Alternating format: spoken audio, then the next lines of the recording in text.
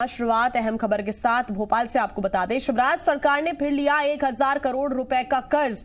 RBI के माध्यम से हर महीने कर्ज ले रही है शिवराज सरकार। अप्रैल से अब तक 6500 करोड़ का कर्ज ले चुकी है शिवराज सरकार। कोरोना संकट में केंद्र ने करीब 14,500 करोड़ का अतिरिक्त कर्ज लेने की सशर्त अनुमति दी है। वित्तीय वर्ष 2020-21 में 40,000 करोड़ रुपए से ज्यादा का कर्ज ले सकती है सरकार। बड़ी खबर इस वक्त आपको बता रहे हैं भोपाल से। शिवराज सरकार ने फिर 1000 करोड़ रुपए का कर्ज लिया है। आरबीआई के माध्यम से हर महीने कर्ज ले रही है शिवराज सरकार और अप्रैल से अब तक 6500 करोड़ का कर्ज ले चुकी है शिवराज सरकार। कोरोना संकट में केंद्र ने करीब 14,500 करोड़ का अतिरिक्त कर्ज लेने की अनुमति दी है। ज्यादा जानकारी के साथ जी मध्य प्रदेश छत्तीसगढ़ के एसोसिएट एडिटर हरीश दिवेकर जी हमारे साथ बने हुए हैं इस बड़ी खबर पर। हरीश जी, एक बार फिर सरकार ने कर्ज लिया है 1000 करोड़ रुपए का।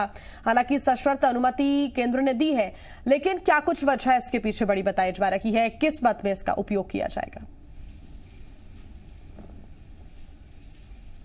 यह देखिए, जिस तरह से राज्य सरकार का रेवेन्यू घटा है कोरोना महामारी के चलते, सरकार के पास जो कैश फ्लो है उसका संकट आ रहा है। यही वजह है कि सैलरी वेतन भत्ते के समय ये कर्ज लिया जाता है। हालांकि ये कर्ज लेने के समय ये बताया जाता है कि पूंजीगत है, कैपिटल इन्वेस्टमेंट के लिए लिया जा रहा है और उसके नाम से लोन लिया जाता है और आरबीआई के माध्यम से खुले बाजार से कर्ज उठाया जाता है। अभी फिर 9 तारीख को 1000 करोड़ रुपये का ऑक्शन किया था और 1000 करोड़ कर्ज उठाया गया है। पिछले इस फाइनेंशियल ईयर की बात करेंगे तो 6 माह के अंदर 6,500 करोड़ रुपए का कर्ज अभी तक लिया जा चुका है, जो कि अपने आप में बड़ी बात है कि हर माह कर्ज लेना पड़ रहा है। जबकि इसके पहले जो कर्ज लेने की पद्धति रही है वो ये रहा है कि जब सरकार को बड़ा इन्वेस्टमेंट करना होता था या बड़ा डेवलपमेंट काम करना होता तो 2 या 3,000 करोड़ का या 1,500 करोड़ का कर्ज लिया जाता। लेकिन यह आप ट्रेल देखेंगे तो अप्रैल से लेकर और सितंबर तक 6 माह के अंदर 6,500 करोड़ रुपए का कर्ज लिया गया, यानी औसतन 1000 से 1200 करोड़ रुपए का हर महीने का कर्ज लिया जा रहा है। और ये कोरोना महामारी संकट का हवाला दिया जा रहा है। साथ में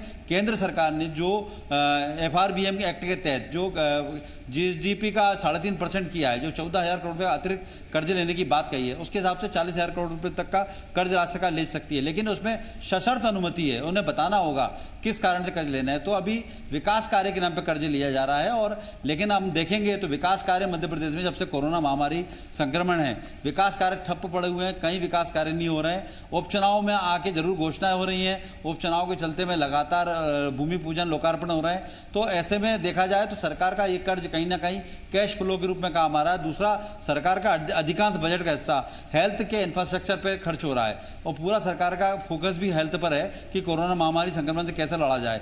यहाँ तक कि जो कर्मचारियों को वेतन भत्तों का जो महंगाई भत्ता है ये एरियर से वो तक काटा गया है। तो सरकार की आर्थिक स्थिति अच्छी नहीं है, इसीलिए कर्ज पे कर्ज ले रही है। जी हाँ, बिल्कुल हरीश जी। और पिछले कुछ दिनों में जो स्थितियां बनी, चाहे वो मंत्रियों का आयकर भरना हो, चाहे वो दूसरी सुख सुविधाओं के लिए पैसा निकालना हो, इस पर सियासत हुई। और अब जब सरकार कर्ज दे रही है 1000 करोड़ रुपए का, यानी कि ये सीधे तौर पर कहा जा सकता है कि अभी मध्य प्रदेश की आर्थिक स्थिति ठीक नहीं है। और ये कोई पहली बार नहीं, बल्कि पिछले कई महीनों से ये बात सबके सामने है। जब से कोरोना संकट है तब सबके सामने है कि स्थिति राज्य की फाइनेंशियली बहुत अच्छी नहीं है, कर्ज में डूबी हुई है सरकार और एक बार फिर कर्ज ले रही है। ऐसे में विपक्ष एक बड़ा मुद्दा इसको एक बार फिर बनाएगा और पूछेगा कि आखिर कहां पर इन्वेस्टमेंट हो रहा है इतना। बिल्कुल जी, जिस नाम से कर्ज लिया जा रहा है सरकार को बताना होगा कि आखिर कौन से विकास कार्यों के लिए पैसा लिया जा रहा है।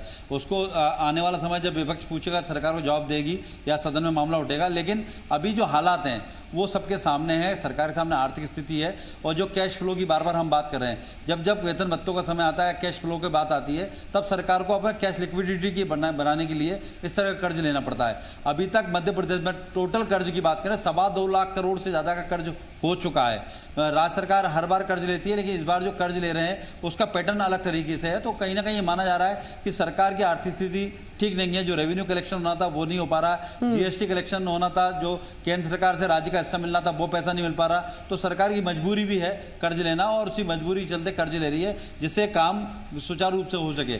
लेकिन जहां बात करेंगे निर्माण कार्यों की, चाहे PWD की बात करें, चाहे हम लोक निर्माण विभाग की बात सिंचाई विभाग की बात करें या PHA की बात करें या नगरीय प्रशासन की बात करें, तो वहाँ बजट कटौती हुई है और ना कोई इंफ्रास्ट्रक्चर के काम चल रहे हैं। कोविड के चलते सारे काम ठप्प पड़े हैं, तो ऐसे में सरकार का बजट का हिस्सा भी खर्च नहीं हो रहा है। लेकिन सरकार का पूरा फोकस जो है हेल्थ इंफ्रास्ट्रक्चर पे, कि ज्यादा से ज्यादा लोगों को किस तरह सुविधा मिल सके। किसानों पर फोकस है, किसानों को किस तरह से उनको हितग्राहियों को पैसा मिल सके, मजदूरों पे, गरीबों पर फोकस है, उनको पैसा बिल्कुल। और इन्हीं तमाम फैक्टर्स को ध्यान में रखते हुए एक बार फिर राज्य सरकार ने कर्ज उठाया है। हालांकि इस पर विपक्ष भी कड़ी प्रतिक्रिया दे सकता है। 6,500 करोड़ का कर्ज अब तक अप्रैल से अगर हम देखें तो अभी तक कर्ज ले चुकी है।